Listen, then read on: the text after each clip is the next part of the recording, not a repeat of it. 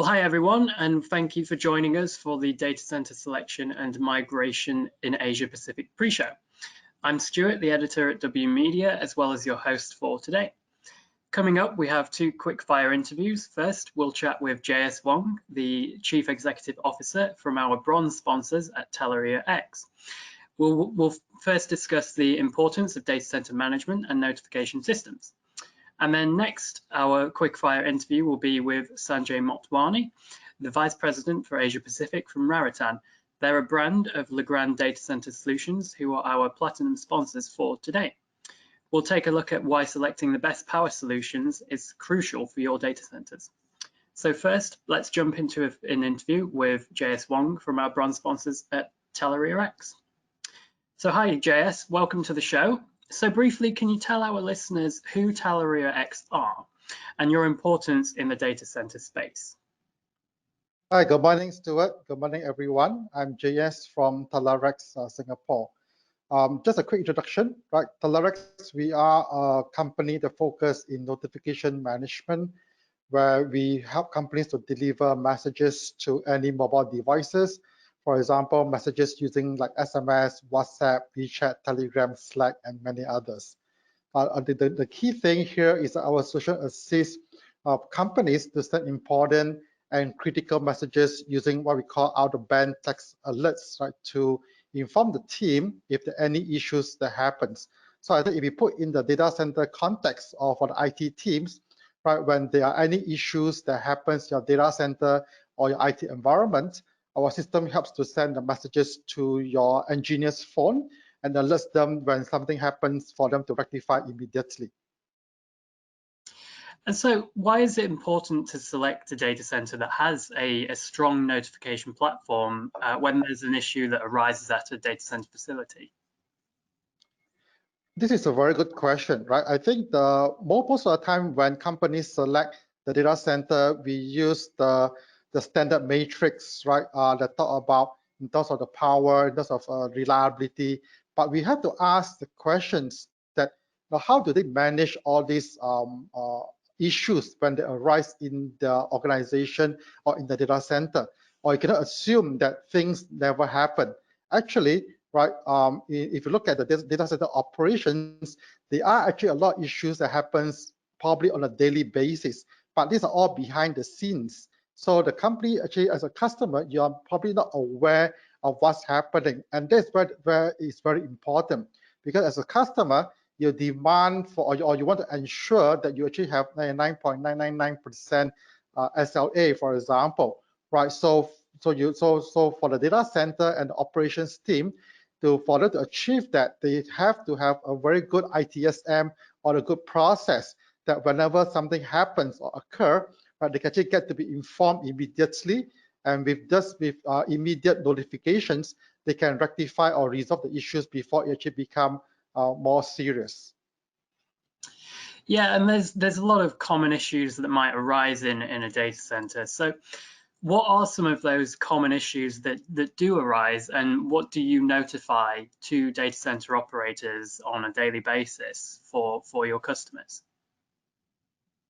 Well, I think what we have seen is that in a lot of our customers' implementation, the data center has also evolved, right? The data center that was built maybe like 10, 20 years ago compared to the data center that's been built in this coming 5 years, the technologies used are also very different, right?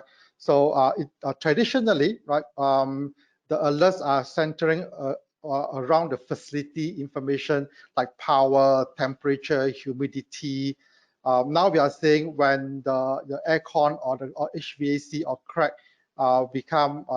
start working, it means there's some issues in terms of your air conditions, the temperature, right? You need to track all these, and to the certain extent today, people are looking even to the areas of physical security, right? Rack door opening, in terms of your intrusions by physical people, incident alarms, ITSM. So I think there are notification that's been progressing from a traditional facility-based notification, and now today with a lot of IoT, a lot of what I call building management systems that are a lot more intelligent with infused AI, for example. So a lot more information is being gathered from these services or these systems, and they need to be notified.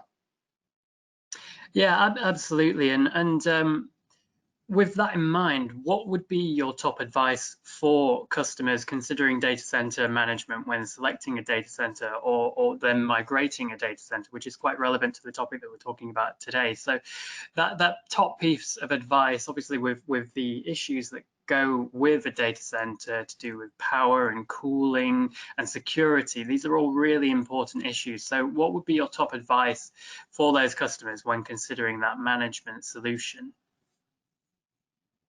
I think when we look at data center, there are actually two parts of it. Number one, the first part of the items of so-called your checklist is what are the things that the data center can provide to ensure your systems or your applications are running 24/7 without any disturbance.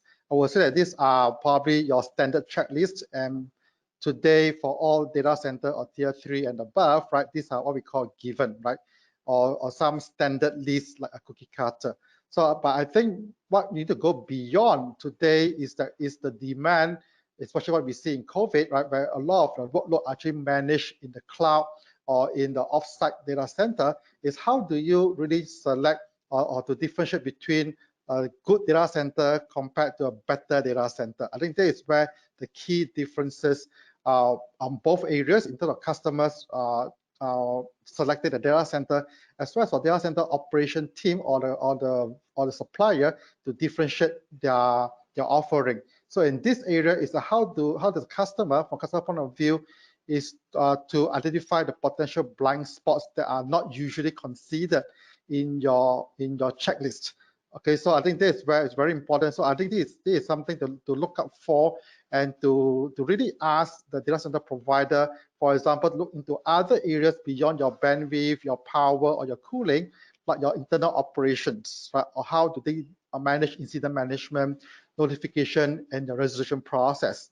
I think this is something that probably you need to go a bit deeper to understand how they resolve issues, how they identify issues, and how fast they can respond to them.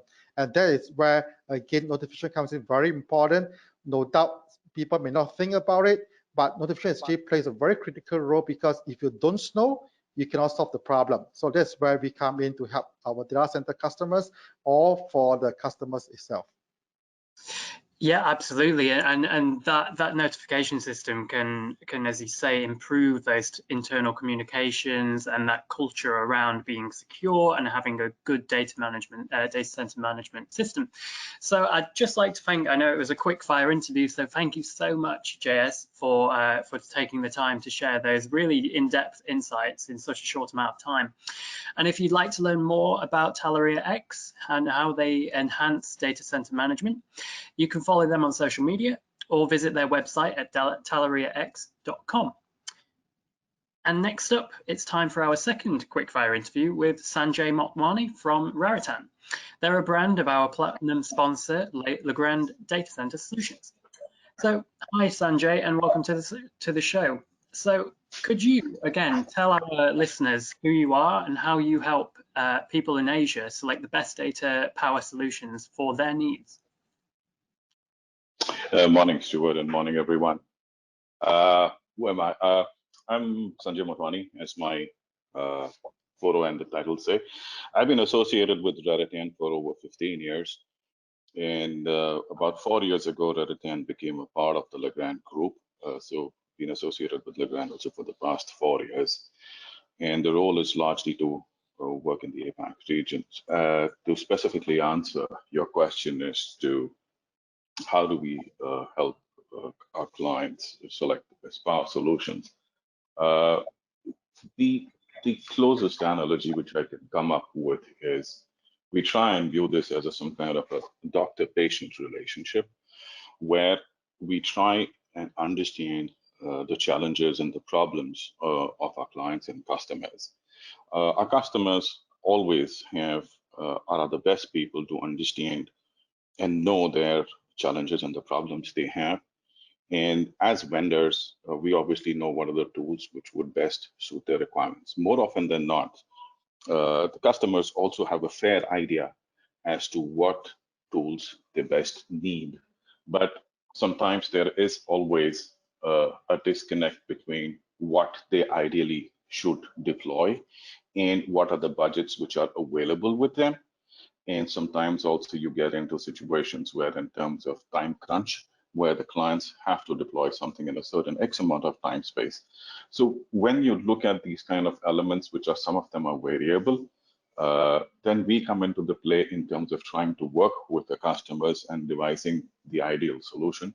And today what's happening is, as Jayesh Wong earlier said, that the data centers are changing, the needs are changing. What's also happening today is traditionally we were looking at, for example, racks, which were standard 42U racks. Today, people are looking at 47U racks, 52U racks in the market. Okay, so when you look at a power solution, it's not the standard power rails which go into the market. You're looking at power rails which need to be customized. So which is where we come in, understand the current challenges, problems, needs, and also look at, let's say, the future roadmap for another 3 to 5 years and devise solutions or customized power rails which would best suit them for the long term as well. So that's been traditionally our approach, and that's how we approach in terms of how do we try and sell to our clients. Absolutely, and it's clear that obviously power solutions are so important. So for a data center in terms of downtime and cost as well. So why should selecting the best data center power solutions be a concern for customers? And what does Raritan do to help address these power concerns in a data center? Okay. First of all, what's happened today is, okay, let me go back a little while into a few years, again, trying to go back to G.S. Wong's comment of how the data centers were designed earlier and how they're designed now. Fundamentally, data centers have been designed on the platform of business continuity, which means that there is excess capacity in a data center in terms of space, compute capacities, power, cooling, everything which is available with them. Today, with constraints in terms of budgets, everybody is looking at efficiency as one of the core parameters and trying to optimize how they run their data centers.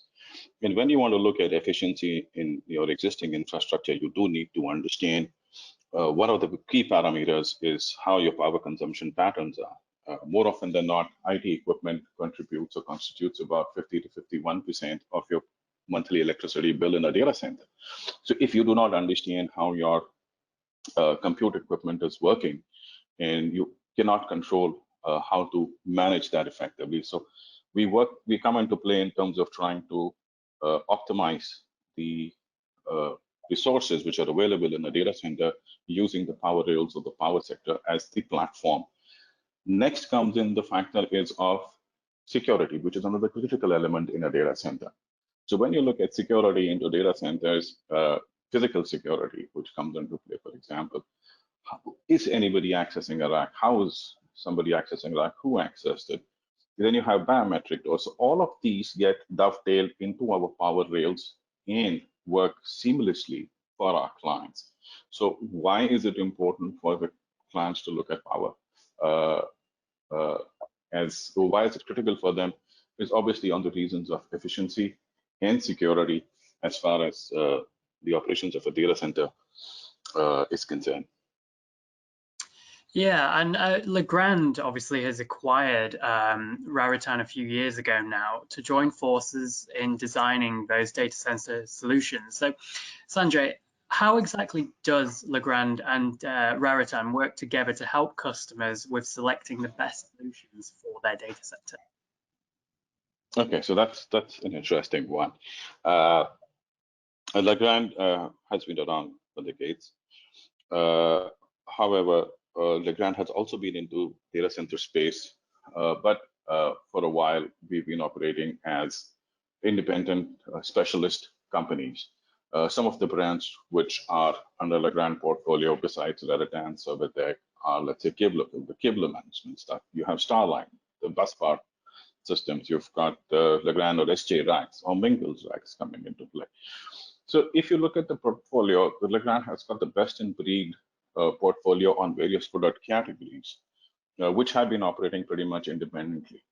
Now we've come to a stage or a platform where for a customer, you get the best in breed under one umbrella called the Legrand umbrella, or what we are trying to re-Christian ourselves as far as that is concerned with the Legrand Data Center Solutions. So that's the way forward for us, and that's what we are trying to build. So when you talk to a Legrand Data Center Solution person, you are not only talking to him or her about a product category, you're looking for an end-to-end suite, which then helps the customer get the best fit. I mean, it's not only looking at, let's say, for example, only a Raritan PDU, or you're looking at only a Starline bus bar, but you tend to see how does the bus bar dovetail and connect with the PDU end to end, what are the elements which go in between, how the whole thing works seamlessly. So that's the platform which we bring to the customers with the Legrand portfolio. Perfect. Well, thank you so much, Sanjay, and stay tuned for more with Sanjay in a moment, where we'll have a thought leadership presentation during our main show. Thank you, Stuart. No problem. So first, I'd like to welcome everyone who's just joined us for the Data Center Selection and Migration in Asia Pacific pre-show. I'm Stuart Crowley, your host for today and W Media's editor. And don't worry if you missed our pre-show, because we'll send you a recorded version of the show altogether with interviews from JS Wong from Teleria X and Sanjay Motwani from Raritan after the show. So before I introduce our speakers and panel sessions for today, I'd like to hand it back over to Sanjay for a thought leadership presentation. Sanjay is from Raritan, a brand of Legrand Data Center Solutions, as you might have heard in the pre-show, and they're our platinum sponsors for today. Legrand's data center offerings comprise one of the largest teams in the industry, devoted to both standard products and custom solutions development, resulting in satisfying customers in more than 100,000 data centers globally. So before I hand it over to Sanjay, I'd like to just play a quick video to show you what Raritan from Legrand is all about.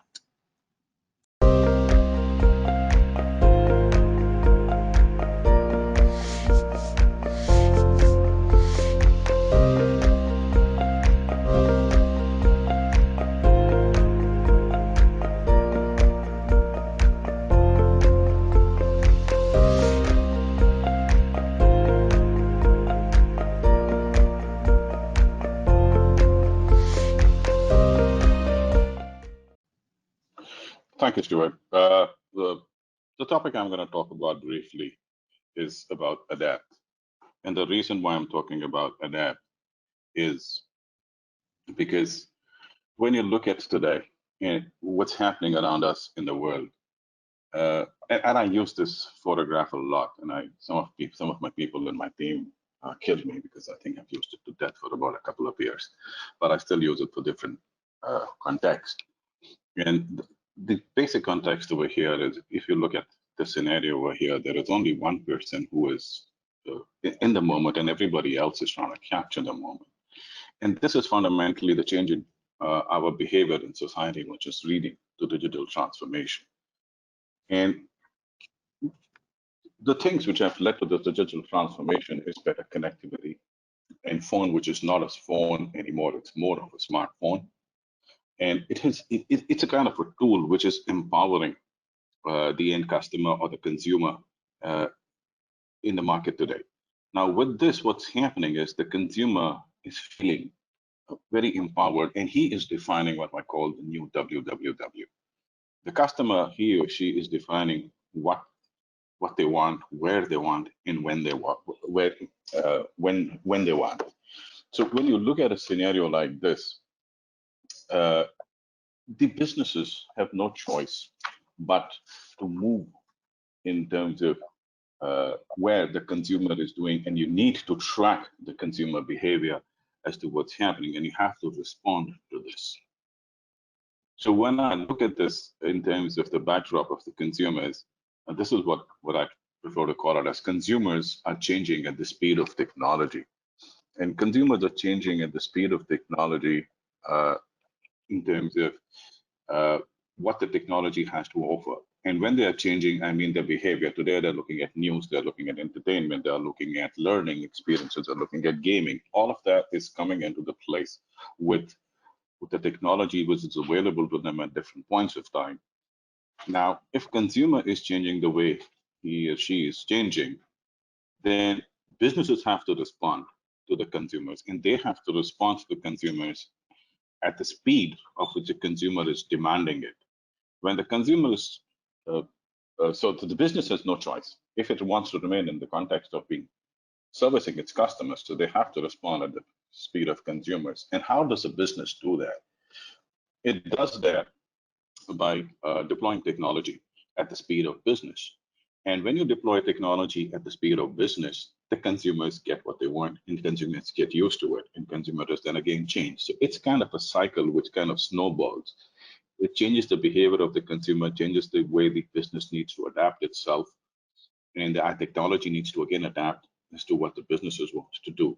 And this is fundamentally the core cause of generation of the excess data, what we talk about or hear about all around us today.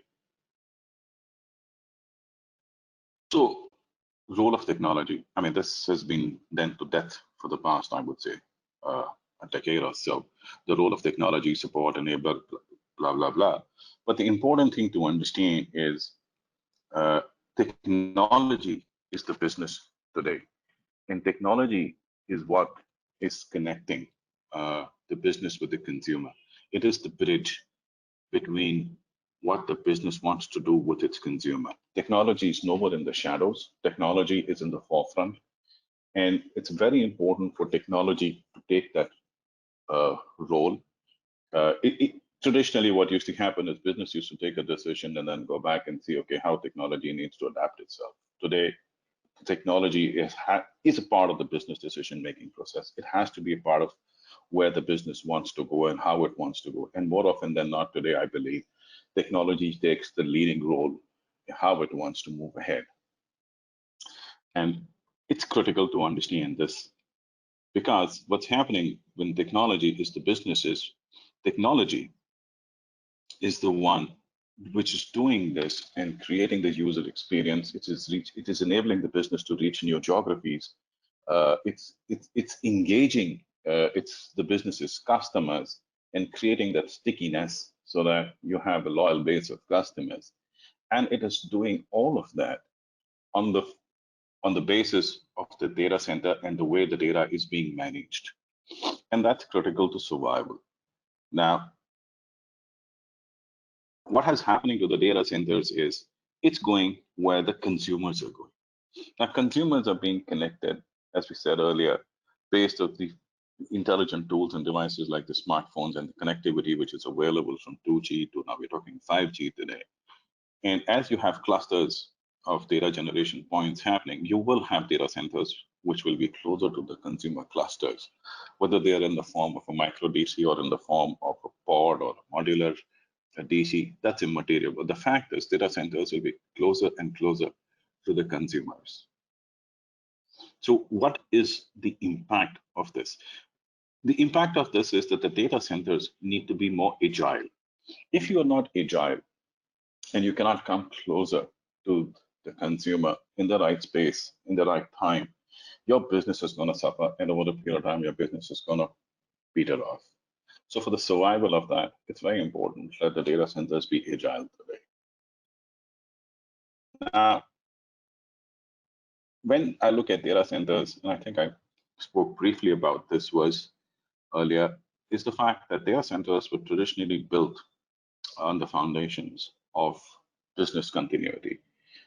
And when we said business continuity, it was important for the CIO or the CTO to ensure that nothing went wrong. If a hardware went down, a server crashed, then you had enough compute capacity for failover, switchover, etc. So you had excess compute capacities, you had excess cooling capacity, you had excess generator capacities. At the end of the day, it was important for the business to survive. So therefore, there was business continuity as the platform or the foundation on which data centers were built. And as we became more connected environment, we became more vulnerable to other threats, security became an issue. And so security became one of the pillars on which they wanted to work on. And again, as I said briefly before, that with the excess capacity coming into play, it has become time for a while that everybody today is now focusing on the efficiency aspect of the data centers. Now, there is excess capacity. It's important for people to understand and identify where the excess capacity is. Therefore, you use tool today to identify where the excess capacity is and optimally utilize it. But from my point of view, this is all in the past. Being agile today is the key to survival. And if the agility is the key to survival, then it's important for the data centers to be able to adapt. Now, when I say data centers need to adapt, please read data centers is fundamentally the business. The businesses need to adapt, and they need to adapt quickly. So the data centers that will last are the ones which are built for change. What do I mean by saying data centers that will last are the ones which are built for change? Today, most data centers are designed, for example, with 1,000 kg per rack load capacity. It costs maybe 5–10% more, but design a data center which has a load-bearing capacity of 1,500 kg capacity. Do not look at racks, for example, with a 42U. Look at racks with 47, 52U. Do not look at single-phase power coming into the rack today. Your need might be of single-phase 4 kV or 3.5 or 5 kV per rack. Design a rack which has the ability to take in 7, 8, 10 kilowatts. Bring 3-phase to the rack. Yes, these are incremental costs, and overall they escalate your budget by about 10%, maybe 15% in some cases. But the fact is that 15% investment is the key to survival of your business, because the way the consumer behavior is changing and the way the businesses have to adapt at the speed of the consumer, you will not have time to be able to augment, expand your data centers in a traditional way. You have to be far more proactive. You have to be scalable at the drop of a hat. And which is why when we look at data centers that will be last or built for change, even applications today, when you're looking at applications which are concentrated on a single platform, single data center, today the need has become to get into a hybrid mode. You're looking at moving private cloud, personal, public cloud, or even your on-premise data center. The applications also need to be, on a distributed architecture. The applications need to be designed like that and scalable. So adaptability is the key to survival for the businesses, and that will only come if data centers are designed, which are built for change. Thank you. Thank you, Sanjay. So, if you'd like to find more about Raritan and their leading power solutions, and their DCIM software and KVM over IP for data centers of all sizes, you can visit raritan.com or by following them on social media. You can also get more information about Legrand's complete offering of data, power, and control solutions at datacenter.legrand.com or by following them on social media as well. And you can find those links here. So, coming up on the rest of the show today, in our first panel, we're focusing on how you can select the best data center for your needs with Jeffrey Tay. He's the Vice President of Global Strategic Market Development at Space DC. Jeffrey will share his vast knowledge of delivering and selecting the best end-to-end solutions for data centers. And then joining Jeffrey will be Chan Ki-shek, the founder and CEO of Exabytes Group. Chan is set to enlighten our audience on the importance of selecting data centers that are safe and secure. And in our second panel, looking at the best practice in data center migration, we'll have Sanjay Motwani again from Raritan. He'll share his experiences on moving your data securely and strategically.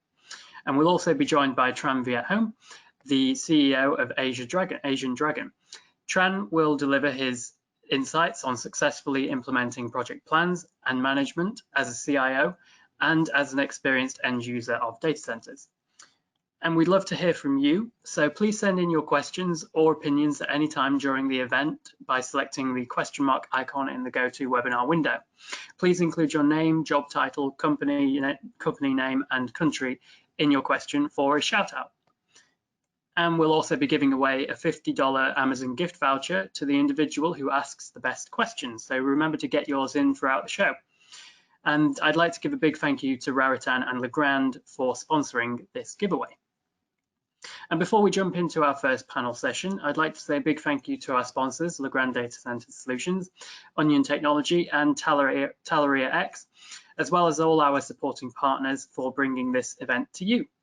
You can get more details for any of those great organizations on the webpage for this digital event, and that's where you also registered as well. So you can go back to there and find out more about our sponsors and supporting partners.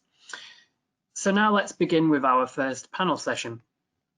So data center competition is mounting, as you can see clearly on the screen now. These are a few examples of what I've covered in the past, and it's clear that data centers are being set up all the time in many areas in Asia Pacific to satisfy the demand for more connectivity, lower latency, and everything in between.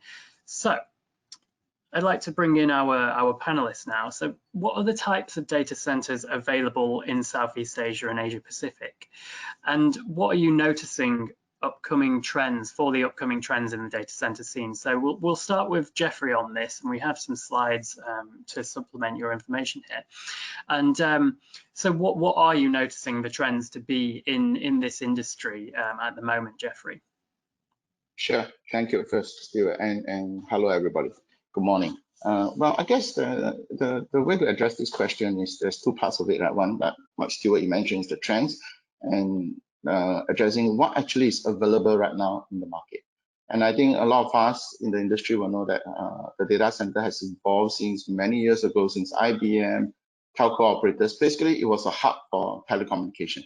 All right, and that's why the data center has been designed normally, as a hub for the telecom operators. And just like in China, in Southeast Asia, so a lot of these data centers are much smaller. All right, they are not that scalable. All right, and I would say that, and many years ago there was no such thing as tier 3, tier 4. So a lot of it, by current standard and today's standard, all of them are tier 2s or tier 1s, so to speak. So as the customer trend increase, and as we can see the slide whereby it's all driven by the big data, so then it becomes more and more demanding on the so-called these telco hubs to become a data center. All right, and then this is where then there's high demands for power, cooling, and when that all increases, it becomes also things like to be green, to be environmental friendly. So this is the so-called the trend, and that's driving the demand of the design of the data center.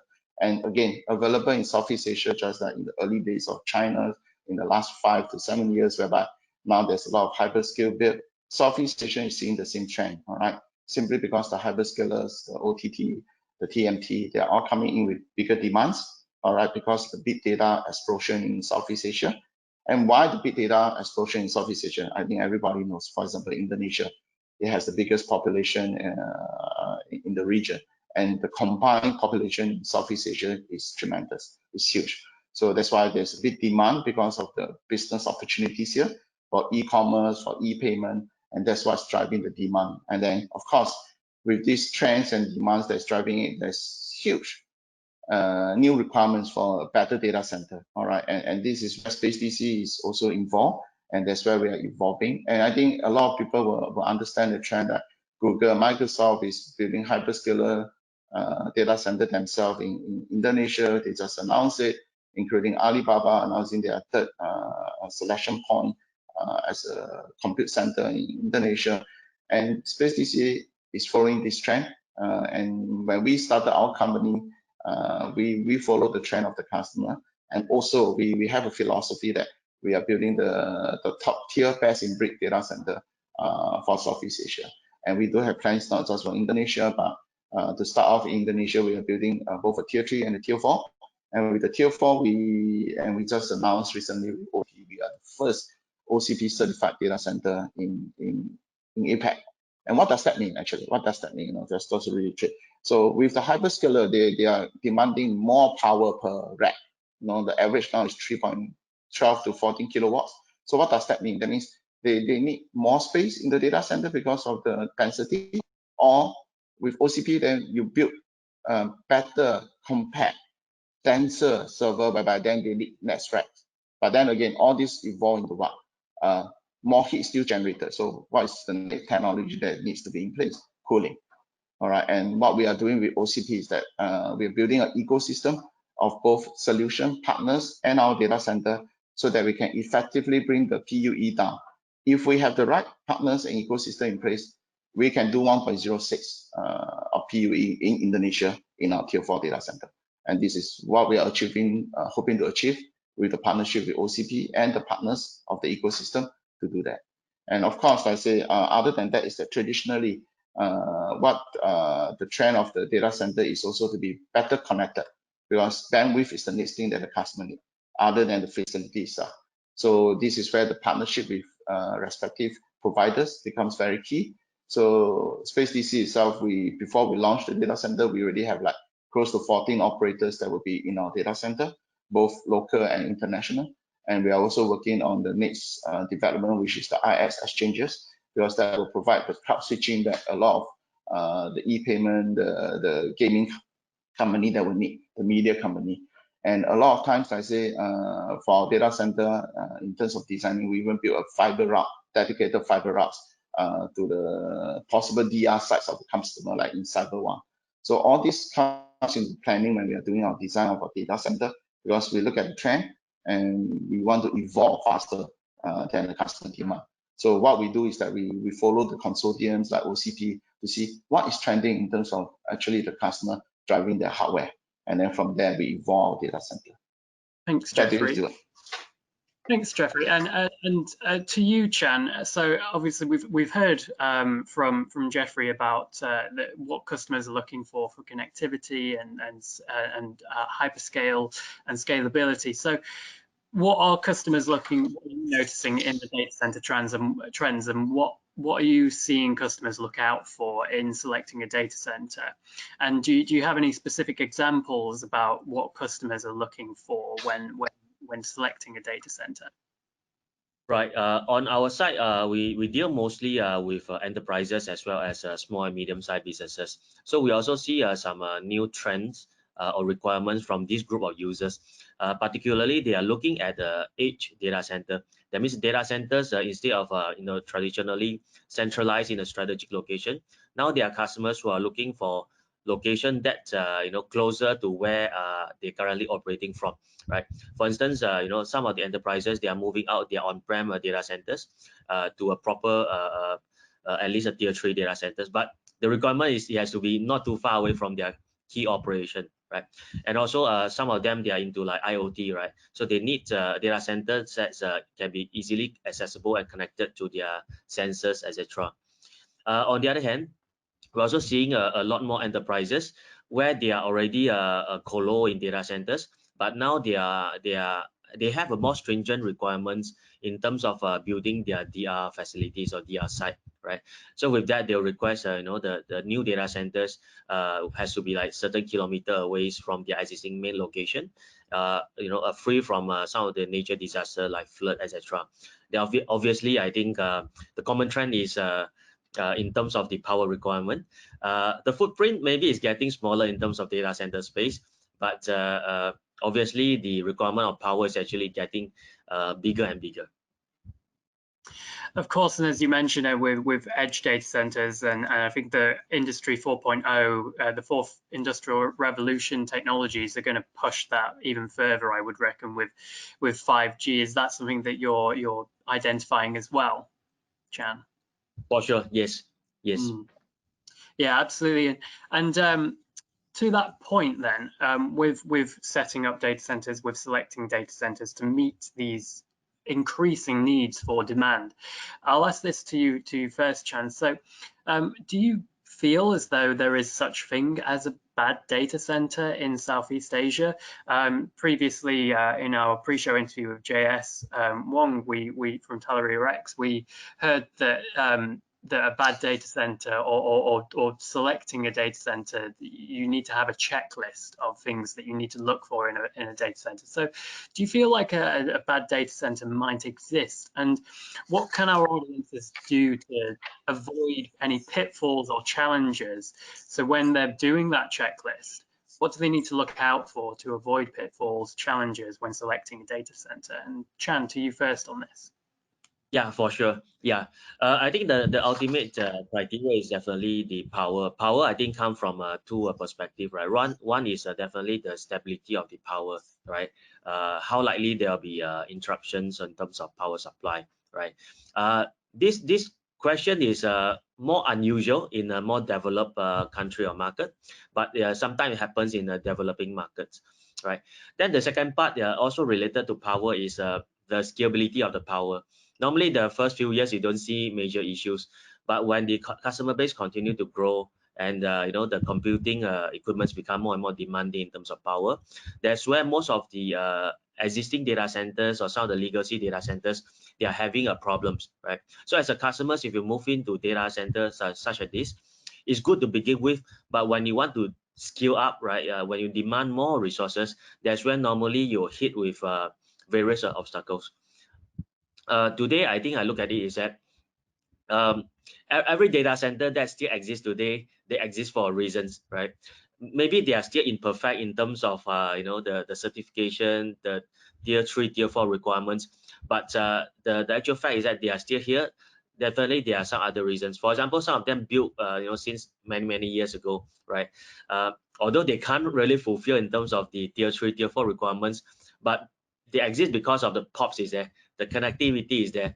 So some of the users, they still can compromise their bare minimum requirements, but in contrast, they get a better connectivity, things like that, right? So for me, I think it really depends on what really the business priority is, right? They want scalability, they want performance, they want access to a huge bandwidth capacity connections, or they purely look at budgets. Yeah, so I think they are not really as a bad data center, but it's what you really need and whether you are making the best decisions at that point of time. Absolutely, and to that point, one of the challenges might be connectivity and latency issues. So, and connectivity can vary from country to country in Southeast Asia. So, bearing in mind the question of what could make or whether a bad data center exists, what are some of the biggest network connectivity issues that might be identified in the region? With examples, what examples do you have to overcome this? And we'll ask Jeffrey this. As Space DC, obviously you're looking for very strong connectivity in Indonesia, in particular, with your data centers. So, what are those network connectivity issues that customers should look out for in a data center? So Jeffrey, what do you think about this? Okay, well, thank you. First of all, I think I might have to address this question a bit longer in the sense because it comes down from the previous question as well. Like say, how do you do the selection? What makes a bad data center and this? And just to reconfirm what Chen has shared. So yes, connectivity is a big issue. All right, but then I think when selecting the data center and looking at the bandwidth, end of the day is the partnership. All right, so there's this physical real fact thing about data center, like how much carriers do you have there, how much bandwidth do they provide. But bear in mind, all this is provided by the local incumbent provider and with the outcome provider that provide this. So from a data center perspective, operator, we do partnership. So what do you look at it in the skill then from a data center?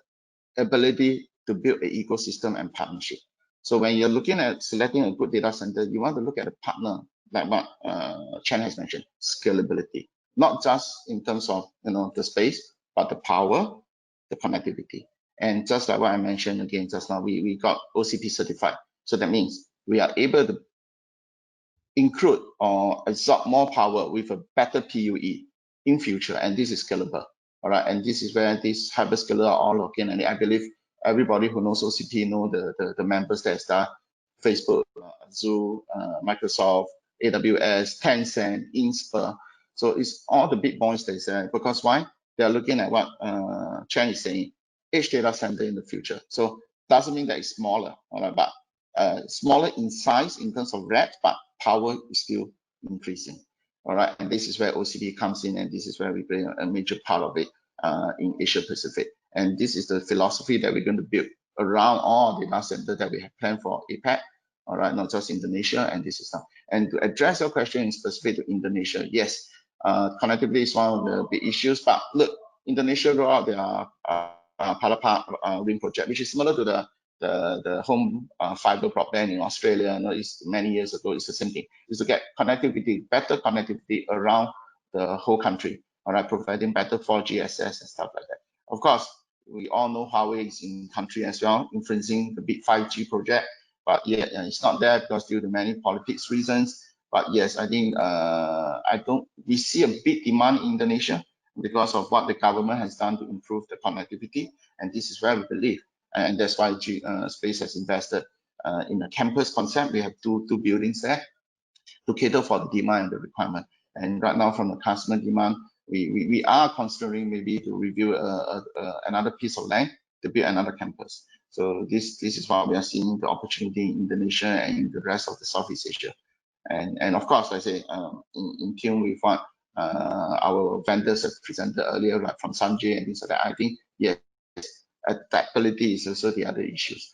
All right, so I think a data center operator should provide that skill set, that features, and that characteristic in order to grow and be a partner, a good partner for the customer, including partners like Alphabet, because they represent the end users. All right, so we need to work with them closely so that because they are building the pipeline from the customer, they know the customer. So from a data center operator, we cannot be in touch with every single enterprise, and this is where partners like Alphabet becomes a very important equation in developing our needs and our design with them.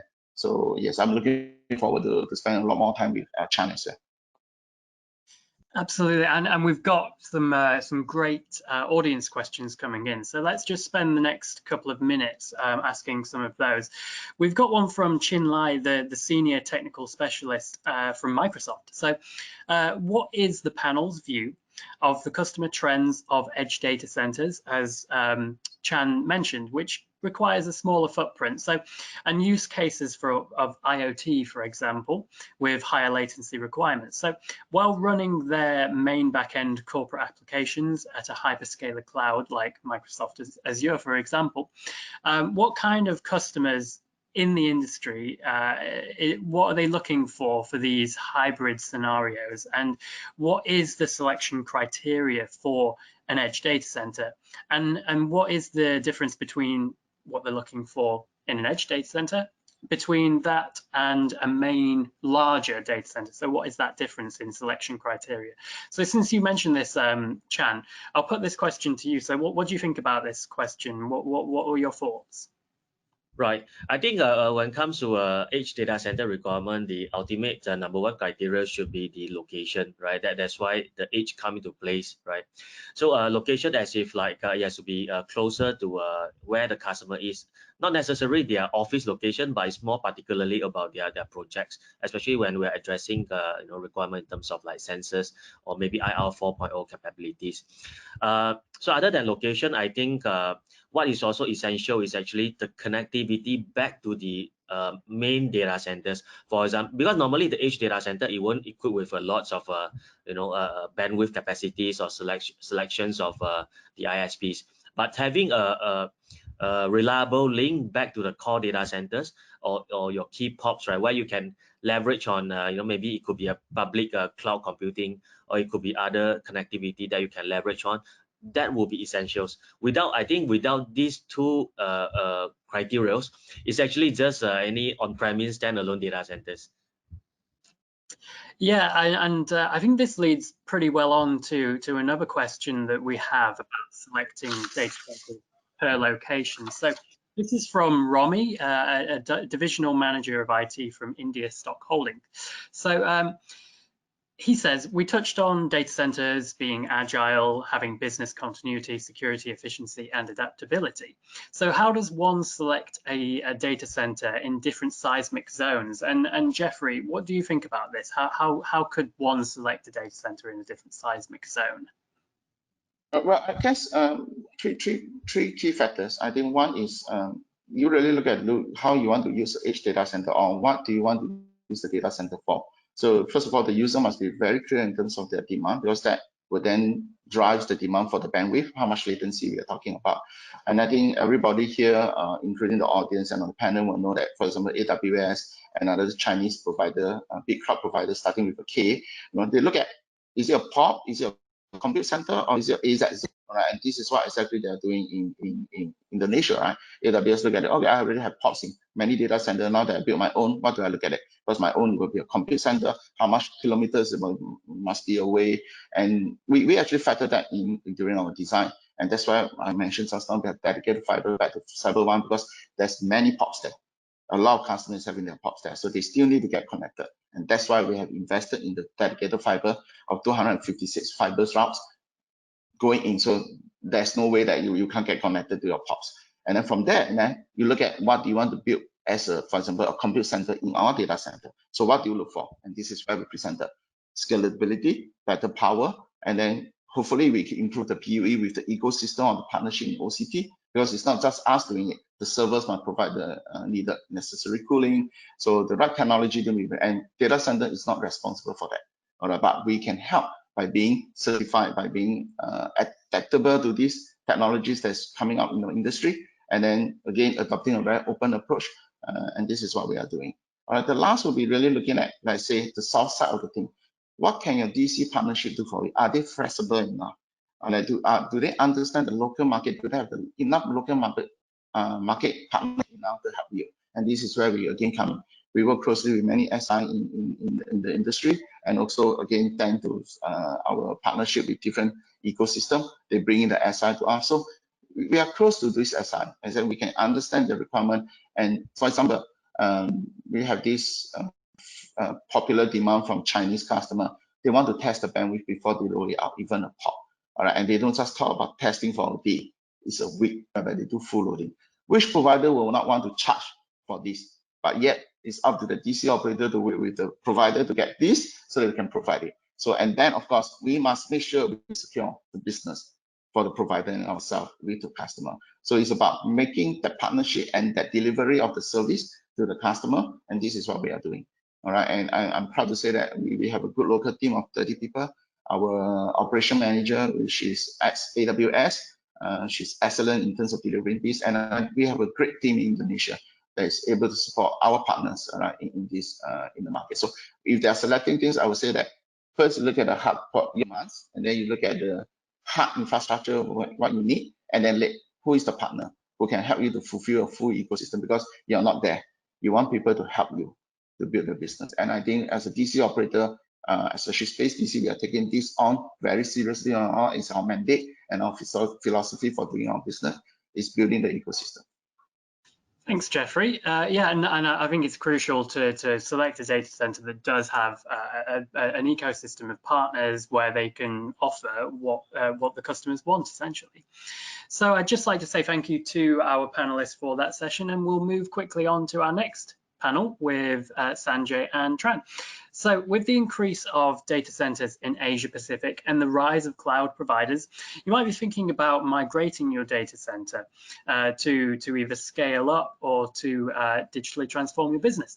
So this comes with challenges of planning the move and considering logistical and security concerns. So with that in mind, what experiences or examples to our panel do you have in data center migration, and what drove these decisions to migrate to a different data center in that industry? So Tran, we'll start with you. What experiences and specific examples do you have of data center migration?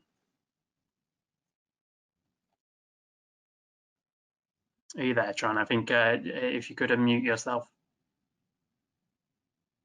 Oh, hello, everybody. First of all, thanks for having me today for the data center selection and migration event. Very nice to have me. So for a little bit about myself, in 25 years in the ICT industry, and mainly on the either from both sides, from the vendor side, used to work for Microsoft, Cisco, also at the CIO role for different multinational company, also the big conglomerate.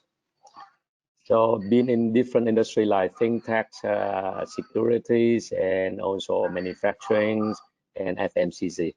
So back to your questions, Stuart. So what you mean is that what my experience on that. So that's very important. And then what throws the migration to the data center? I would say that that's the most important thing is that what the company I work so far is always there's always involvement with the data center migration due to the need of the business. You can see that every 18 months nowadays technology change, and then new application database is growing up. So that's the need for upgrading the data centers for sure. So the answer would be the business need requirement, and also maybe the current data centers is not eligible anymore for the need, and also for the scale for the future. Okay, so that's some sharing from my side. Thanks, Tran. And yeah, of course, with these technology advancements, it's crucial to select a data center or migrate to a data center that allows that advancement to happen. So Sanjay, again, have you seen similar decisions to migrate, and what examples or experiences do you have in data center migration? Personally, no, because we are on the vendor side. So we don't do migration ourselves, but we obviously talk to a lot of clients who are operating in the data center space and are either expanding or migrating in one form or the other. I think pretty much Tran has covered all the reasons for migration. It has to be scalability. It has to be your operation costs, for example, which you could look into as to why you want to look at. The only thing which I think is also important today in the given context we've been talking about edge in being closer to the end customer is geographical reach. If you want to reach different markets, you may not have your own data center, and it's maybe too cumbersome, painful, slow, etc. to reach out to newer markets. So it makes more sense to look at, let's say, utilizing a cloud or a colos facility. So yes, these are pretty much the reasons why anybody would like to. And Sanjay, you mentioned cloud. So and we're noticing obviously lots of cloud data centers coming online and some movement towards the cloud. So do you think that data center migration to the cloud is an inevitability? Okay. Okay. So when you say inevitability, in my mind, it's not that everybody is going to move from their private data center to cloud. No, it's not that the private data centers would become zero. No, that's not going to happen for multiple reasons. But before we get into the reasons, the short answer is that the migration to cloud is obviously on the upswing. In the past 5 years, if you look at it, the cloud space has grown by 22% year on year, while the private data center space has grown on 3%. So earlier it occupied 80% plus of the market share. Today it's occupying 50% only, where the cloud and colos have picked up 50%. So the trend is towards cloud, yes. Will the private become zero? No, it will not become zero for reasons, let's say, like data security, for legislation or regulations purposes. But yes, you will see a maximum amount of shift happening to the cloud in the next few years. Yeah, and Tran, as a end user of data centers, are you seeing similar trends? Do you think that cloud is an inevitability? What are your thoughts on this? Say that that's really basing on the business need. Okay, to answer your question, I would say I put that into scenario. If that would be the end customer, and the end customer would be the service provider, so it means that they had to build their data center or very big scale organization. So they prefer to build their data center on their premise. Sometimes even that they use the clouds at the DR side, disaster recovery side, as the backup. So that's one direction. Another direction is that because of the legal requirement in some countries, some information of the customer are not allowed to host that out of the country. So because of that, so the direction to the cloud would not be possible. The rest, I see that this is the destination for the cloud. So answer your question, that depends on the business, whether that's a service provider or big scale company. So they tend to do something like data center on their premise or the requirement. Otherwise, they tend to do something with the cloud space.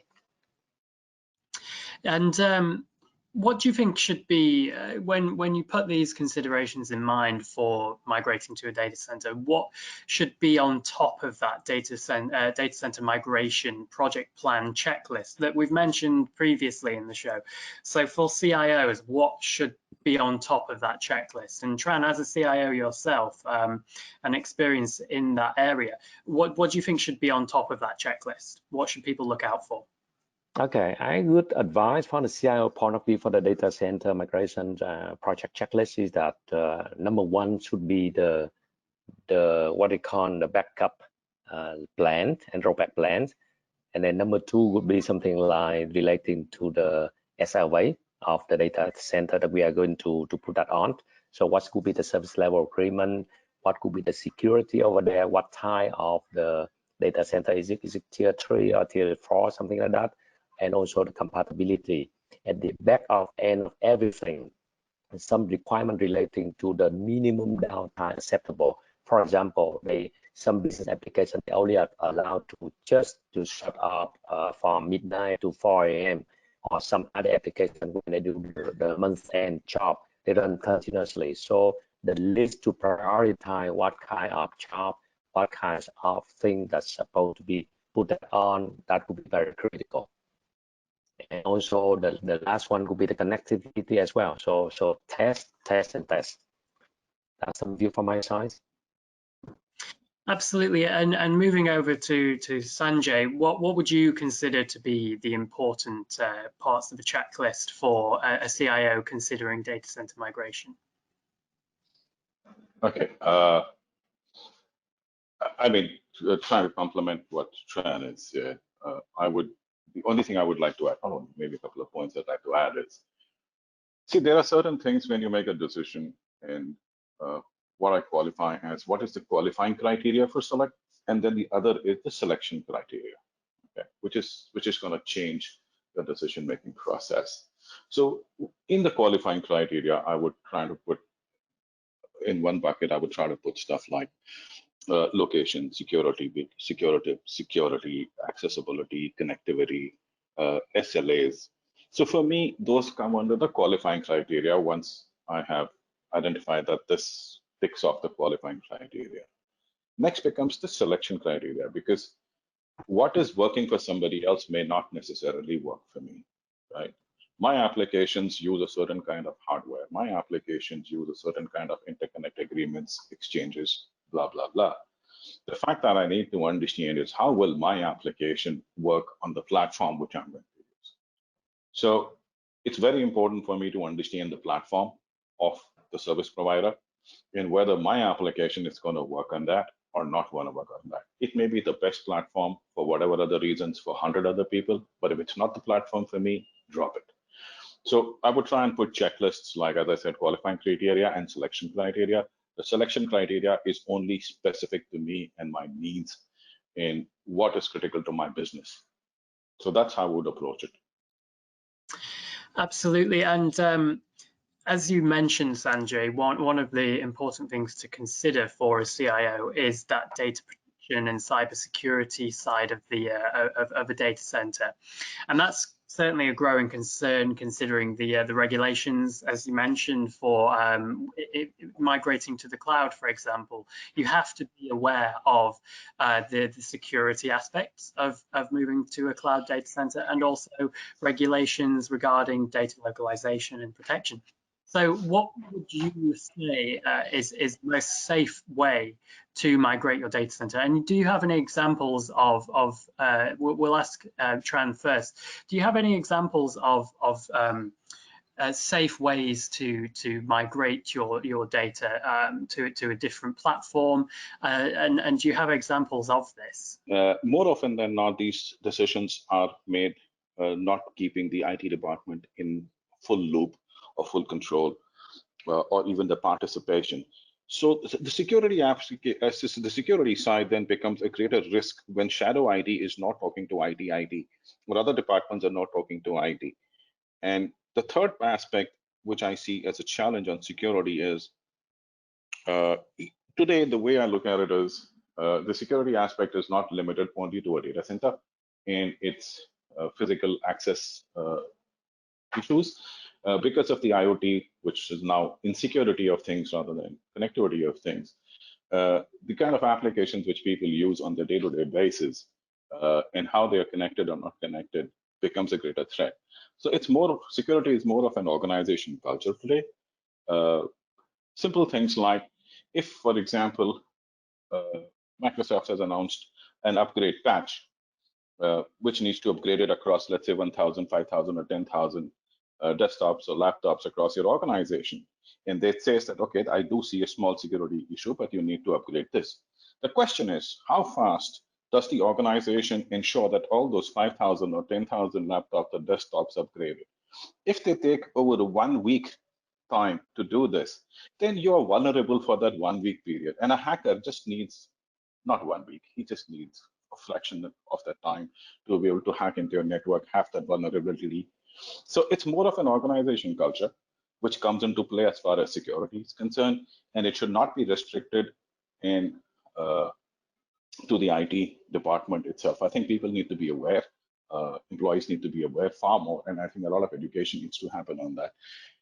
I know I've gone beyond what the original question was in terms of migration to a service provider and security, but I feel it's not restricted only to that. Absolutely, and let's move on to some quick fire questions from the audience as well. So we have a question from Joe, who's a consultant from GSK Pharmaceutical. So he asks, how relevant are data centers when organizations are moving into the cloud? Are data centers as relevant as they used to be? And this is obviously a key question for migration. So Sanjay, whilst I believe we lost Tran due to some power issues, I think he might be coming back online now, but what do you think? Are data centers as relevant anymore when we have cloud coming on the scene very rapidly? Okay, so in my opinion, cloud is nothing but a data center. It's just that it's another form of data center. It's more of a service provider. So obviously they are relevant. If cloud is existing, because data needs to be processed, and data needs to be processed in a scalable, faster manner than traditionally the on-premise data centers have been used to. And you need to be getting closer to the end customer. So yes, data centers are relevant, absolutely. There's no question that data centers are not relevant at all. Yeah, and I'd like to also, if possible, Chan, are you still there? Because I think this is quite relevant to your business as well. So, do you think that that data centers are still relevant when moving into the cloud? I would say that absolutely yes, and then that's also the direction, and that's also the investment. The data center moving toward to the cloud, and that's I would say I agree with what you call Sanjay saying that will be in the 5-year time, then the direction will be there. And Chan from Exabytes as well. I see that your microphone's on. I think. What do you think about this? Yeah, for me, I think in the next 5 to 10 years, both the scenario will still coexist. You probably will into a hybrid mode. Until what will happen after 10 years, I think nobody will know for now. Yeah, absolutely. And I think so. Sadly, that's all the time that we have for these sessions. But yes, I think that we do have plenty more questions that could be asked on this, and we'll be sure to direct them to our panelists at the end of the show, and I'll write a wrap-up article on that, so then you can get your questions answered and you can see them online. All right then, so I think it's time to announce the winner of today's prize for the best question asked. So I think that through the back end, I'm seeing that our winner chosen is Joe from GSK Pharmaceutical. So congratulations, Joe, for that. It was a great question. I think that the relevancy of whether data centers are even relevant in today's time is a really crucial question to answer and ask, considering that the cloud is coming on the scene very rapidly. So congratulations for that. And it's clear that a well thought out strategy is crucial when selecting a data center or performing migrations. So I'd like to thank everyone for joining us today. We had over 200 joining us online today. So I'd like to just say a big thank you to our platinum sponsors, Legrand Data Center Solutions, as well as our bronze sponsors, Onion Technology and Teleria X. So We had lots of engagement, so I'll make sure to answer those questions at the end on an article at the end of the show. And we'll email you a recorded version of this event to share with your friends and colleagues, and you can watch this event and as well as past events on our on-demand section, and that's at w.media/on-demand. And we hope you can join us again for our next digital events. We'll be focusing on how cloud technologies and data centers are impacting the gaming world, and particularly this is important for cloud gaming on the 6th of August. And then on the 13th of August, we'll take a look at the progress and importance of sustainable data centers in Korea. So if you're looking to connect with our vast network, we can help your presence with digital marketing, event sponsorships, and opportunities, including the ones that we've had today with Teleria X, Legrand Data Centers, and Onion Technologies. So do get in touch with us if you'd like to get your name in front of our audience. So all that's left to say is thank you for joining us. I really can't wait to hear how you'll leverage the power of data centers and the power of cloud and migrating your data centers. And who knows, I might even write an article on it and you'll be featured on our news. So all that's left to say is take care, be safe, and so long everyone. And that concludes today's webinar.